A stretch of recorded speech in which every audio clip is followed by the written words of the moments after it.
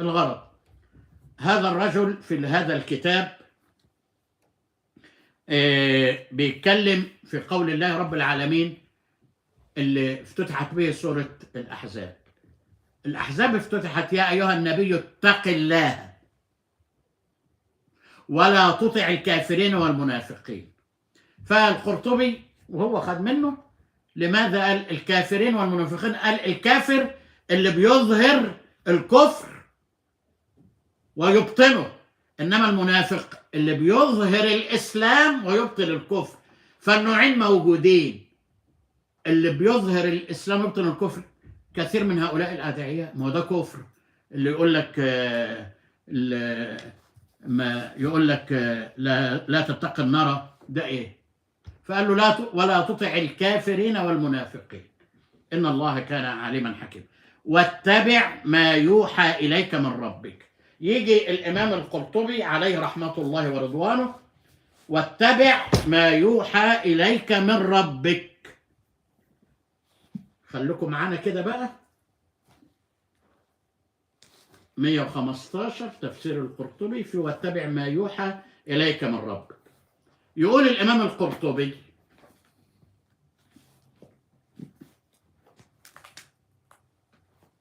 عشان يقطع الأعذار عن هؤلاء المجرمين وصبيانهم من الأراذل اللي جاي يقول لي أول امبارح ولا الأسبوع اللي فات العملية مررت قوي، عايز إيه شمعاوي ولا عايز إيه؟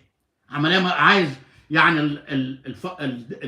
الفراغ الكون يبقى فارغ قدامك وتنطلق بتهويماتك وخزعبلاتك تحت العمامة التي خنتها وتخونها. في قوله تعالى واتبع ما يوحى إليك من ربك إن الله كان بما تعملون خبيرا وتوكل على الله وكفى بالله وكيلا. شوف الإمام القرطبي قال إيه؟ قال فيه زجر عن اتباع مراسم الجاهلية. ما قالش مراسم الكفر أو مراسم قريش، لأن الجاهلية ما هيش فترة زمنية، الجاهلية أخلاق بشرية حيثما حلت في أي وقت، كما قال صلى الله عليه وسلم سيدنا مين؟ أبو ذر إنك امرؤ فيك جاهلية. يبقى إذن الجاهلية مش فترة زمنية انتهت، لا، الجاهلية حالة نفسية متكررة، حالة ثقافية متكررة، حالة علمية متكررة. فالإمام القرطبي بيشير إلى هذا، بيقول فيه اللي هو اتبع ما يوحى إليك، يعني العريان ابن العريانة، السافل ابن الضيعة اللي ربنا اداله اللي انت بس تفضحهم فقط، انما ما تتبعش لهم او تقرأ لهم. تقرأ قراءة قطع الأعذار عن الأغرار من صبيانهم وتلامذتهم. فبيقول ايه الإمام القرطبي؟ فيه زجر، اتبع ما يوحى إليك، فيه زجر عن اتباع مراسم الجاهلية وأمر بجهادهم ومنابذتهم. يبقى كان واحد مجنون وعمل، فقلت لهم قلت له شوف السيالات الجيوب دي اسمها سيالة إذا كانت مقفولة متنفخة وعمال يذكر ومرة ورا منه. طب الجيوب دي مليانة ورق جرايد ولا ايه؟ من ورايا بتاع دي بتاع دي دنانير ودراهم المجانين الله يرحمه. قلت لكم كان ما ولا ما قلتهاش، حافظ ابراهيم كان اللي كان يتيم وخدوا خاله يربينا، فطبعا مرات خاله ضاقت به فكتب ورقه كده وسابها لخاله وخرج. قال كبرت عليك مؤونتي، عظمت عليك مؤونتي، اني اراها واهيه فافرح فاني ذاهب متوجه في داهيه. خدته رجليه وراح السيد البدوي رايح وبطنه فاضيه، فلا اللي عمالين ايه يحطوا في النزور، هو عايز قرش صغير يجيب سندوتش. فكتب البيت الحلو ده بيقول احياؤنا لا يرزقون بدرهم وبألف ألف ترزقوا الأموات. بألف ألف يعني الملايين رايحة للسيد البدوي. طب أنا قاعد أهو مش لاقي آكل، هموت. ما يموت ليه؟ لأن السيد البدوي بيحل له الحرام وبيحرم له الحلال، وسايبه زي تورا الله في برسيمه. سايبه زي تورا الله في برسيمه يعني. فخدوا بالكم. فبيقول امر بمجاهدتهم ومنابذتهم، ما لم ينابذوا فالعالم شريك لهم في اجرامهم. وفيه دليل، ده كلام القرطبي، على ترك اتباع الآراء مع وجود النص. ترك اتباع الآراء مع وجود النص. ثم يقول والخطاب هنا للرسول عليه السلام ولأمته. ده كلام مين؟ كلام مين؟ رضي الله عنه. يجي بقى سيدنا الشيخ الطاهر بن عاشور، هو له ابن اسمه أبو الفضل بن عاشور، ده يبقى ابن الطاهر.